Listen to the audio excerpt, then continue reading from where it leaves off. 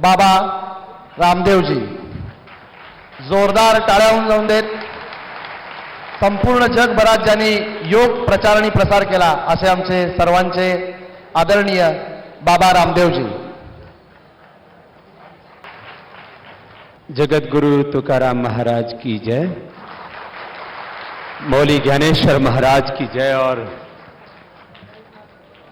पुंडरीनाथ भगवान की जय. आप सगळ्या बंधू भगिनींना ना माझ्या हृदयापासून खूप खूप प्रणाम. बहुत से कर्नाटक के भाई भी हैं यहाँ, गोवा के हैं और महाराष्ट्र तो पूरा केवल कोल्हापुर नहीं, केवल एक जिला नहीं, पूरा वारकरी संप्रदाय आज एक मंच पर है. उसके लिए सबको बहुत बहुत अभिनंदन. वेद की आज्ञा है संगच्छध्वम संवदध्वम. जरा मेरे साथ बोलो, संगच्छध्वम संवदध्वम संवो मनांसि जानताम देवा भागम यथा पूर्वे संजानाना उपासते समानो मंत्रः समिति समाने समानं मनः सहचित्तमेषां समानं मंत्र अभिमंत्रयेवः समानेन वो हविषा जुहोमि समानी व आकूति समाना हृदयानि वाह समानमस्तु वो मनाः यथा वह सुसहासते. ये ऋग्वेद का अंतिम संदेश मैंने संगठन सूक्त आप सबसे इसलिए बुलवाया कि मुझे बहुत प्रसन्नता है कि लगभग हमारे 360 वारकरी परंपराओं का एक जगह इस भारत विकास संगम में संगम हो रहा है. उसके लिए मैं आपका अभिनंदन करता हूं. 1300 साल पुराना जो हमारे पास दस्तावेज है, डॉक्यूमेंट्स है, उसके अकॉर्डिंग इस मठ का इतिहास है. और 1300 साल से भी पुराना ये सिद्धों की परंपरा, काल सिद्धेश्वर मठ की, कनेरी मठ की ये परंपरा, इस परंपरा को प्रणाम करता हूं. इस परंपरा के ही कोई प्राचीन काल के महापुरुष अर्वाचीन काल में हमारे काल सिद्धेश्वर स्वामी जी के रूप में प्रकट हुए, मैं उनको भी, उनके पुरुषार्थ को भी, उनके संगठन शक्ति को भी प्रणाम करता. इतनी दिव्यता, इतनी सादगी, इतनी भव्यता, ये संगम बहुत मुश्किल होता है.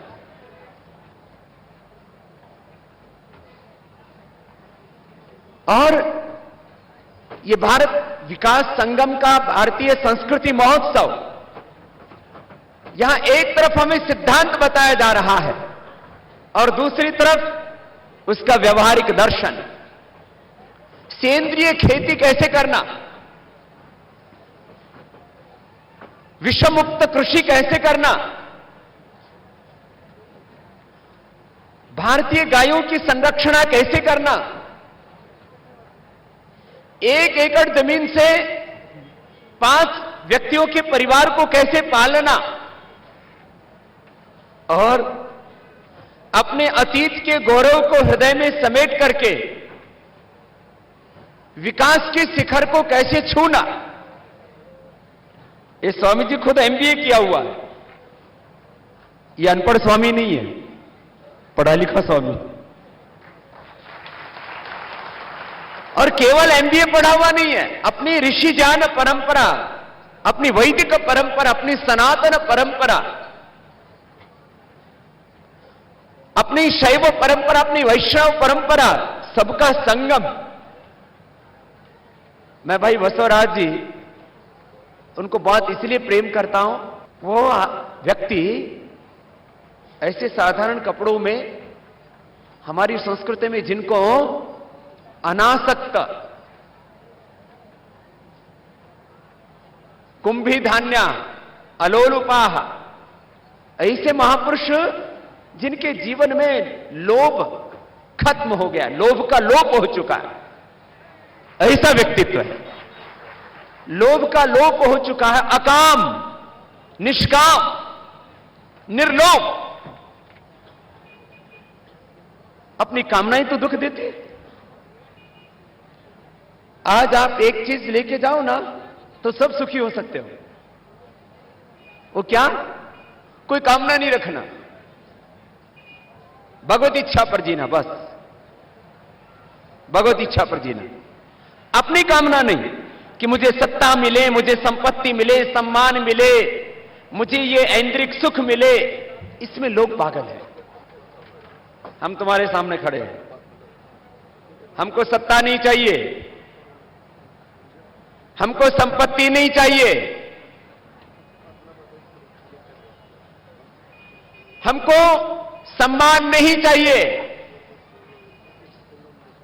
हमने तो इतना अपमान का घूंट पिया है कि जैसे कुछ बुलेट प्रूफ जैकेट होती है ना, ऐसे गोली प्रूफ, ऐसे हम लोग गाली प्रूफ हो गए।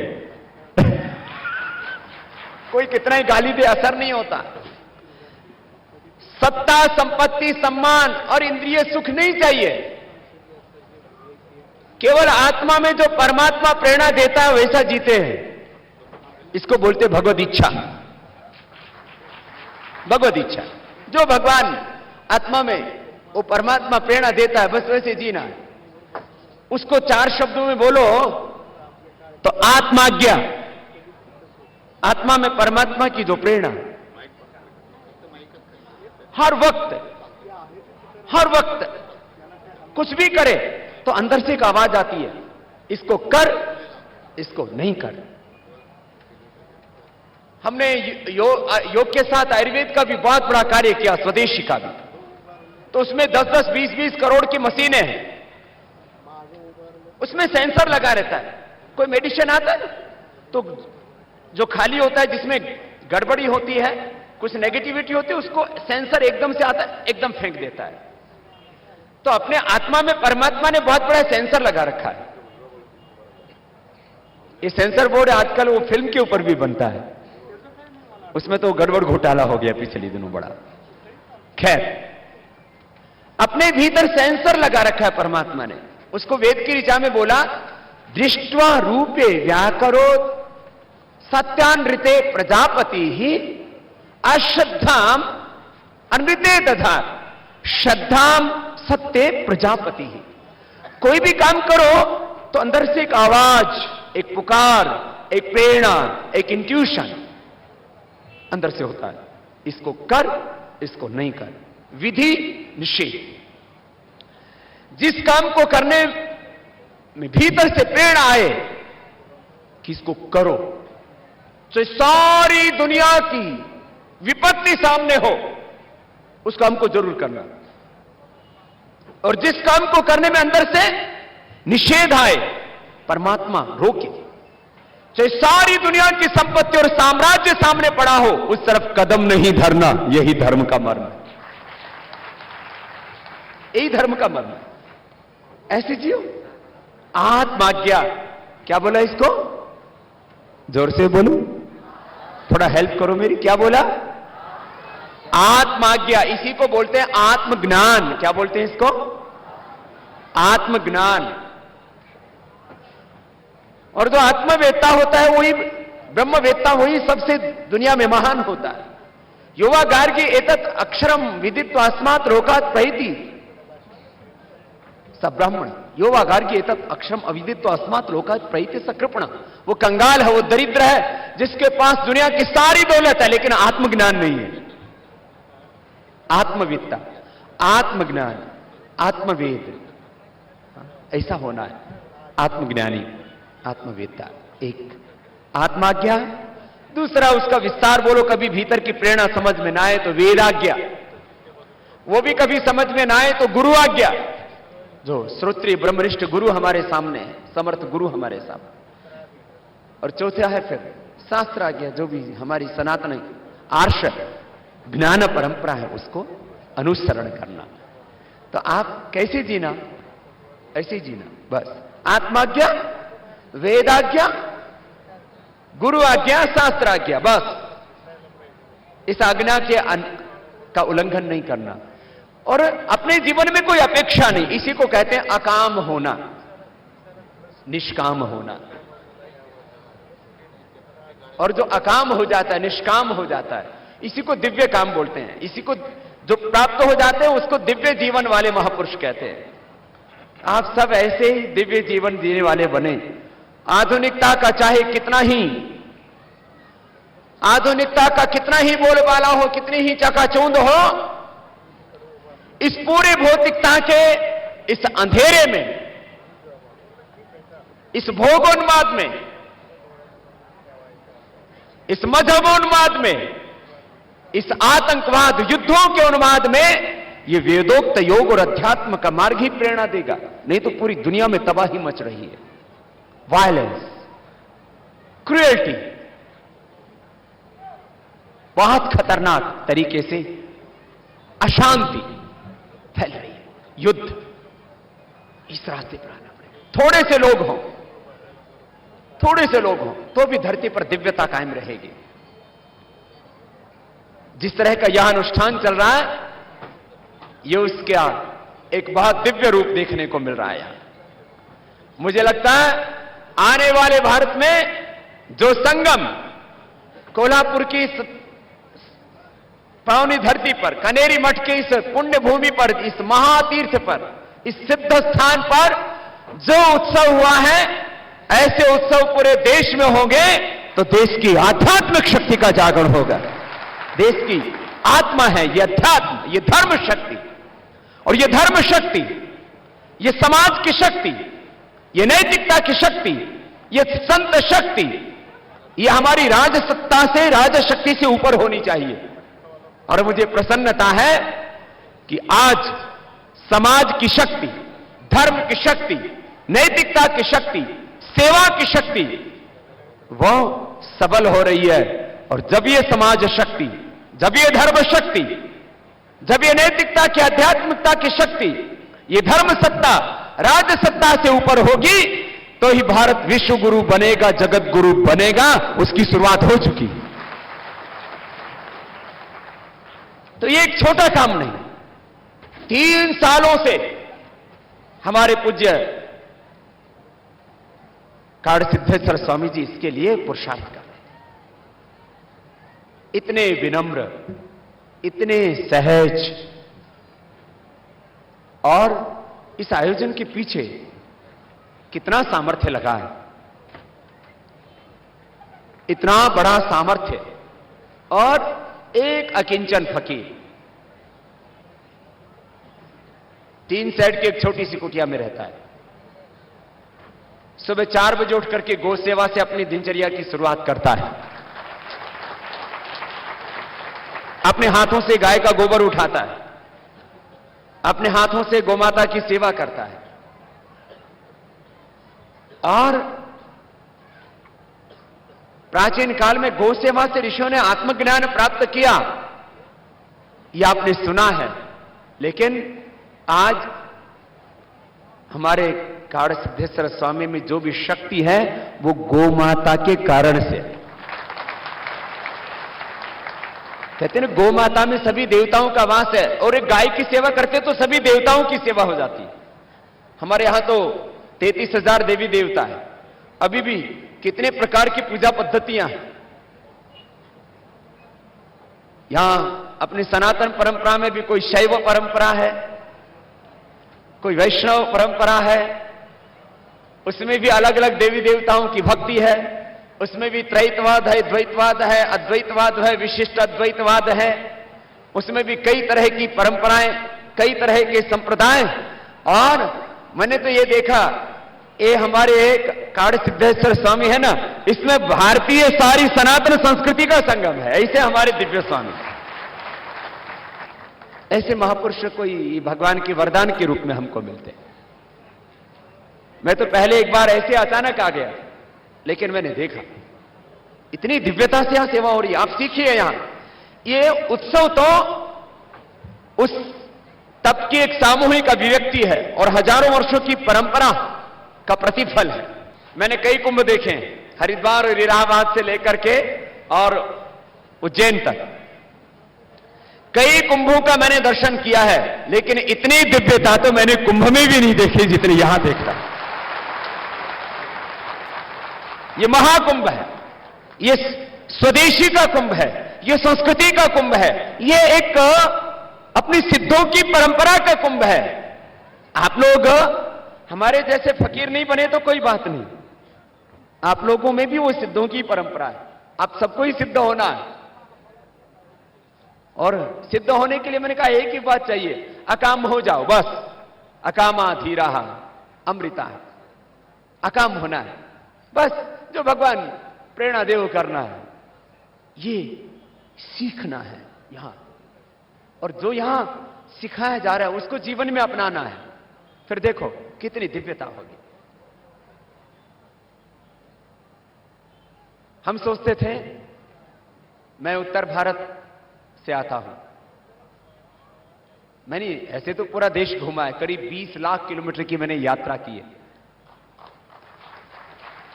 20 लाख किलोमीटर की यात्रा की है, करीब 20 करोड़ लोगों की सभाएं शिविर किए हैं। फिर हमने एक संस्थान बनाया पतंजलि योगपीठ करके, वहां योग का, आयुर्वेद का,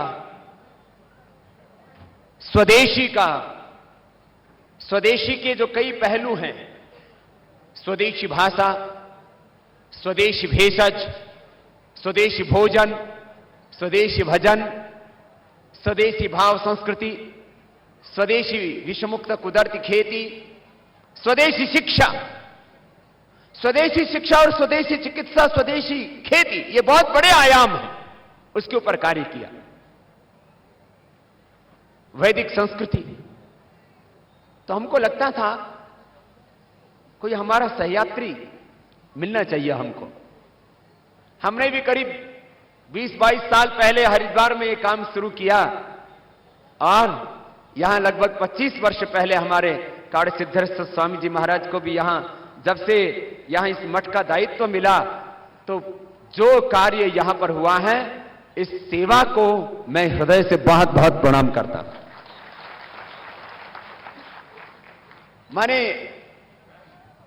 यद्यपि लोक में प्रसिद्धि पतंजलि योगपीठ की, बाबा रामदेव की ज्यादा है, मैं अपनी आत्म प्रशंसा कर रहा हूं, थोड़ा अपनी बड़ाई करने के लिए नहीं कह रहा हूं, लेकिन मैं इस बात को कि हो सकता है कि करोड़ों लोग मेरे नाम को, मेरे काम को ज्यादा जानते हो, लेकिन जो काम मैं हरिद्वार में और पूरे देश में कर रहा हूं, वही काम हमारे काल सिद्धेश्वर स्वामी यहां कर रहे हैं।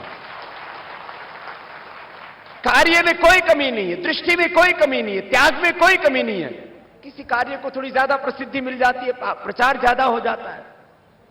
हमारे कुछ मीडिया के बंधुओं ने हमारी मदद ज्यादा कर दी, और कांग्रेस ने तो हमारी कुछ ज्यादा ही मदद कर दी। उन्होंने हमारी बहुत सेवा की है, क्योंकि कई बार कोई विरोध भी करता है ना, तो उससे उसको शक्ति मिल जाती है। अभी आपने पीछे देखा होगा, मीडिया वाले चला रहे थे 2000 करोड़ के बाबा की 3000 करोड़ के बाबा, तो बोले बाबा इसका राज क्या है, स्वदेशी के संदर्भ में वो बात कर रहे थे। मैंने कहा भैया हम तो 1 रुपए बैंक बैलेंस नहीं, 1 इंच जमीन नहीं, तो बोले ये सब काम कैसे बढ़ रहा है अभी तो। मैंने कहा ये तो 2000 तो शुरुआत, अभी तो 20,000 होगा, 50,000 होगा। एक काम पूरा हो गया। महात्मा गांधी के यदि पूरे कार्य को मैं 2 शब्दों में कहूं, एक तो स्वदेशी से स्वाधीनता के द्वारा राजनीतिक गुलामी से देश को मुक्ति दिलाना। राजनीतिक गुलामी से मुक्ति का काम तो हो गया, अब आर्थिक गुलामी से भी देश को मुक्ति दिलानी है, वो काम अभी पूरा शेष है, उसमें बड़ा काम करना है। बोले इसमें कैसे हुआ, तो मैंने कहा इसमें पहले ये sale tax, income tax, ED, CBI सब जांच लगाई, तो बोले बाबा में कोई कमी निकाल पाई, इसका मतलब बाबा के काम में और बाबा में कुछ दम है। तो लोगों ने भरोसा करना शुरू कर दिया। तो कई बार ऐसा प्रचार हो जाता है कि ये भाई ये जो इतना बड़ा अनुष्ठान यहां चल रहा है, अभी आस्था के माध्यम से भी पूरे देश में ये भारत विकास संगम का जो चौथा चरण और उसका पड़ाव यहां भारतीय संस्कृति महोत्सव के रूप में कनेरी मठ में, मुझे लगता है 1300 वर्षों का जो ज्ञात इतिहास है, इससे पहले का भी जो भी अपने सिद्धों की परंपरा है, इस उत्सव से आज तक की वो जो जितने भी सिद्ध पुरुष हैं, मुक्त पुरुष हैं, उनकी भी आत्मा बहुत प्रसन्न हो रही होगी आप सबको इस अनुष्ठान में लगता हुआ देख। इतना दिव्य संगम, और इसके पीछे मकसद आपके जीवन में दिव्यता लाना, आपके जीवन में भव्यता लाना, आपका अभ्युदय और निश्चय सिद्ध करना, अपनी परंपराओं पर चल करके। अभी कुछ बड़े कार्य हैं जो अपने को और करने हैं। एक गाय का अभी 80% अपनी गायें क्रॉस ब्रीडिंग हो गया उसमें। 80% जो हमारी गाय है वो उसमें क्रॉस ब्रीडिंग हो गया है, वो शुद्ध देसी नहीं रही, उसका जेनेटिक स्ट्रक्चर ही चेंज हो गया है। अब जो 20% बची है, उस गाय को 20 किलो, 30 किलो, 40-50 किलो दूध देने वाली गाय बनाना है। उधर हम ये काम शुरू कर रहे हैं इसी साल पतंजलि योगपीठ में, और ये कनेरी मठ में भी ये काम पहले से हो रहा है। इसको और विस्तार देंगे, और जो हमारी 20% गौमाता बची है उसको वापस अपने मूल स्वरूप में लाना है, और भारत की गाय 30, 40, 50 किलो दूध दे, ऐसा काम अपने को करना है। ये कोई काल्पनिक बात नहीं है, और ये 3 पीढ़ी में ही हो जाता है काम। 3 पीढ़ी में 3 साल लगते हैं। 5 साल में बहुत बड़ा काम गाय के बारे में करना है कि हमारी हिंदुस्तान की गाय 20 किलो, 30 किलो, 40, 50 किलो दूध दे। इसके लिए अभी भी कम से कम 20 तो बचा हुआ है। विज्ञान का प्रयोग करके हम उसको आगे बढ़ाएंगे। और अभी कृत्रिम गर्भाधान भी एक तरीका है। एक हिसार में डेयरी है, उसने अच्छे काम भी किए, उनके लिए अभिनंदन है, लेकिन हिंदुस्तान की नस्लों को खराब करने का बहुत बड़ा पाप भी उन्होंने किया। सारे हिंदुस्तान की नस्लों को खराब कर दिया दूध बढ़ाने के चक्कर में। श्वेत क्रांति लाएंगे, श्वेत क्रांति लाएंगे, उन्होंने मैंने बीज नाश कर दिया देसी। लेकिन उन्हीं के डॉक्टरों को हमने पकड़ा, उन्हीं के साइंटिस्टों को भी पकड़ा, कुछ रिटायर हो गए, कुछ और को पकड़ रहे हैं, और भी कुछ लोगों को। एक गौ माता का ऐसा काम करना है कि गाय के दूध और गाय के मूत्र, गाय के गोबर, इसके ऊपर इतना बड़ा कार्य हो चुका है अलग अलग स्थानों पर। उन सब महापुरुषों को हम कृतज्ञता पूर्वक प्रणाम करते हैं। सबने बहुत काम किया। गाय पर काम करने वाले बहुत से महापुरुष यहीं मेरे दाएं बाएं आगे सामने बैठे हुए।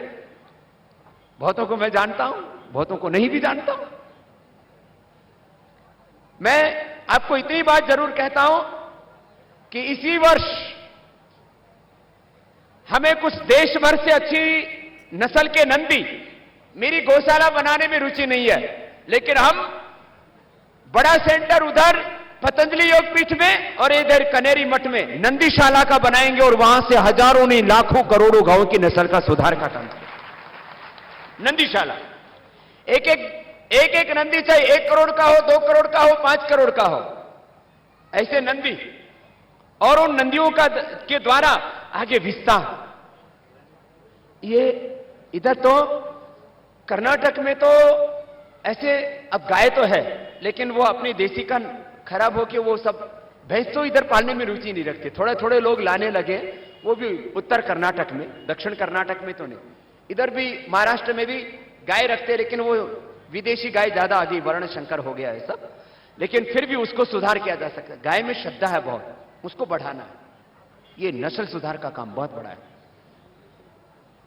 और इसके लिए बहुत बड़ा काम होना है। और तब हम मात्र गोमाता की जय नहीं बोलेंगे, गोमाता की पूजा ही नहीं करेंगे, उसके द्वारा अपने जीवन में समृद्धि आएगी। ऐसा काम गाय की खेती का। लोग बोलते थे कि आपको सेंद्रिय खेती, ऑर्गेनिक फार्मिंग, नेचुरल फार्मिंग, विषमुक्त खेती, जो भी नाम दे, ये तो मार्केटिंग है सारा। नेचुरल फार्मिंग, ऑर्गेनिक फार्मिंग, सेंद्रिय खेती, कुदरती खेती,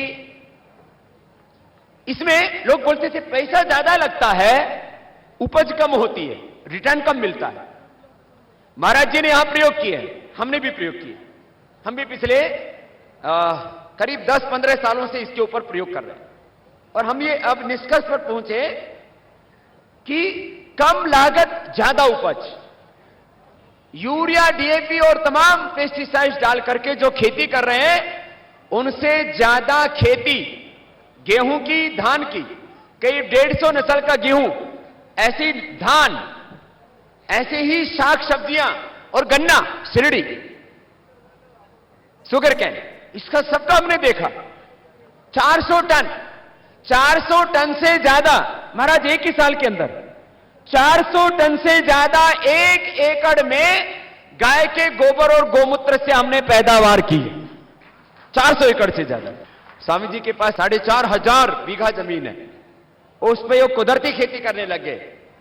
मुझे पूरा विश्वास है ये काम अब तेजी से आगे बढ़ेगा और जैसे ये यूरिया और डीएपी वालों ने लोगों का ब्रेन वॉश करके इनको मिस काउंसलिंग किया, मिसगाइड किया, अब लोगों को सही मार्गदर्शन मिलेगा और पूरे हिंदुस्तान में ये सेंद्रीय खेती, विषमुक्त की खेती होगी। ऐसा ही पूरा अभियान चलेगा और इसकी बहुत जरूरत है।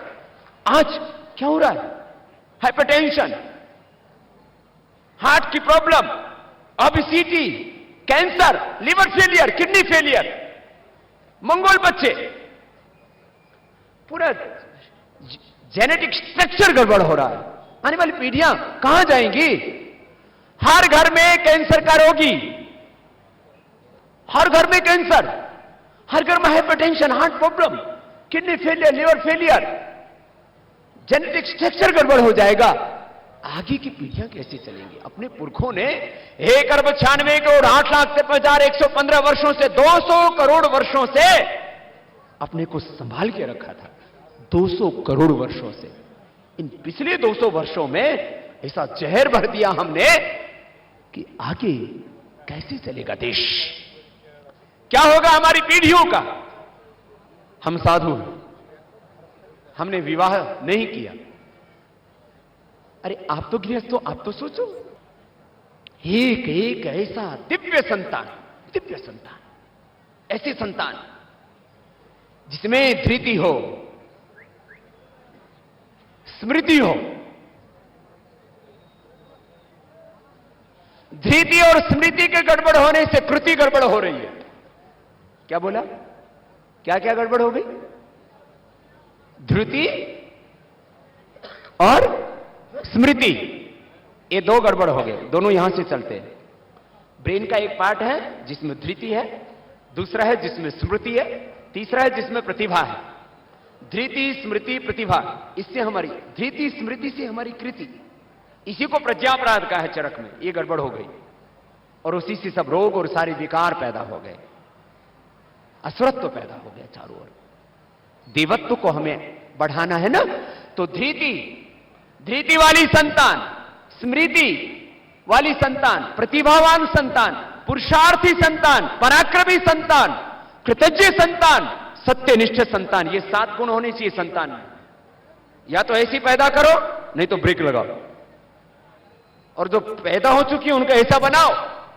ऐसी संतानें पैदा होंगी तो भारत फिर से इस 200 से ज्यादा देश वाली दुनिया का, जहां 700 करोड़ से ज्यादा लोग बसते हैं, ऐसी इस दुनिया का नेतृत्व करने में समर्थ होगा। दिव्य व्यक्तित्व युक्त नेतृत्व से देश को भारत देगा। यही तो है भारत का जगत गुरु होना, यही तो है विश्व गुरु होना। और इसको हमें करना, अपने हाथों से, अपने आंखों के सामने, यह सपना साकार करना है।